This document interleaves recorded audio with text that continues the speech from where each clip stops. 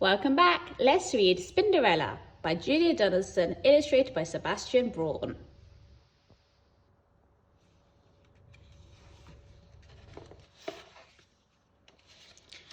The children of Scuttleton Primary School were eating their dinner, fish fingers, potatoes and peas. High above them, the spiders of Scuttleton Primary School were eating their dinner, flies, flies and flies. "How many flies have we got today, Mum?" asked Spinderella, the smallest spider. "Lots," said Mum. "Loads," said her brothers and sisters. "That's not a number," complained Spinderella. "Never mind about numbers. Eat up your flies," said Mum. After the dinner, the children went out to play football. The spiders swung around to watch. "What a tackle!" they cried, and "Yippee!" The children scored goal after goal. "How many goals is that, Mum?" asked Spinderella. "Lots," said Mum. "Loads," said her brothers and sisters. Spinderella sighed. "What a family! How will I ever learn about numbers?" When the children had gone home, Spinderella said, "Why don't we play football?" "Don't be silly," said her biggest brother, Speedy. "We haven't got a ball," said her second biggest brother, Scrabble. "I can see a pea on the floor," said Spinderella. "We can use that." Mum chose Speedy and Scrabble as the captains of each team. Nearly all the spiders decided to join Speedy's team because he was the fastest runner. Speedy's team scored all the goals. "It's not fair," the spiders on Scrabble's team shouted. "Yes, it is. You're just jealous," shouted the spiders on Speedy's team. To make things worse, the spiders hurt their legs kicking the pea. Before long, they were all quarrelling, moaning and kicking each other instead of the pea. Mum had to blow her whistle. "How many spiders should we have in each team, Mum?" asked Spinderella. Lots," said Mum. "Loads," said her brothers and sisters. "I think both teams should have the same number," said Spinderella. But her brothers and sisters all turned on her. "Down with numbers," they yelled. Next morning, Spinderella woke early. She felt sad. "I wish I could learn about numbers," she sighed. "And so you shall," came a loud voice. Spinderella spun around and saw an enormous hairy spider. "Who are you?" asked Spinderella. "I'm your hairy godmother," said the enormous spider. "Follow me." Spinderella scuttled after her out of the dinner hall, along a corridor, into a classroom, and up to the ceiling. Spinderella looked down and saw a teacher come into the classroom with a pile of football bibs. "Keep your eyes and ears open," said the hairy godmother, and in a flash she was gone.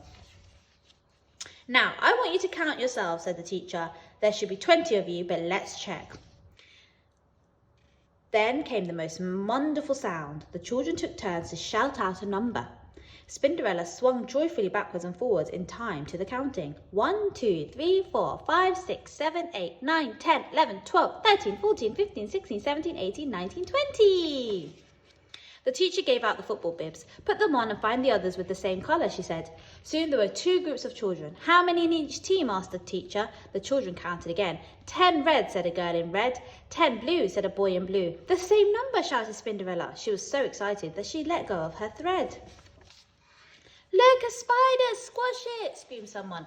Spinderella froze in terror. "Let's put it out the window," said the teacher, and he did. Suddenly, Spinderella was outside. "I'm lost," she wailed. "I'll never see my mum again." But then she turned and spotted 2 football goals. "I know where I am now," she said. She scuttled around the outside of the school, in through the open window of the hall and up to the web. "Hello, Mum. I can count up to 20, she said. "Never mind about that. Eat up your flies," said Mum. "I'm going to count them first," said Spinderella, and she did. "I've got 14 flies," she told her brothers and sisters. "So what?" they said. "Down with numbers, up with flies and football." That night, the spiders decided to play football again. "Mum," said Spinderella,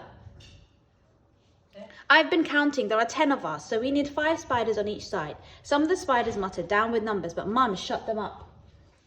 Spinderella sorted them into 2 teams of 5. She was in Scrabble's team, and she also helped Mum to keep the score. This time, no one crawled or kicked each other.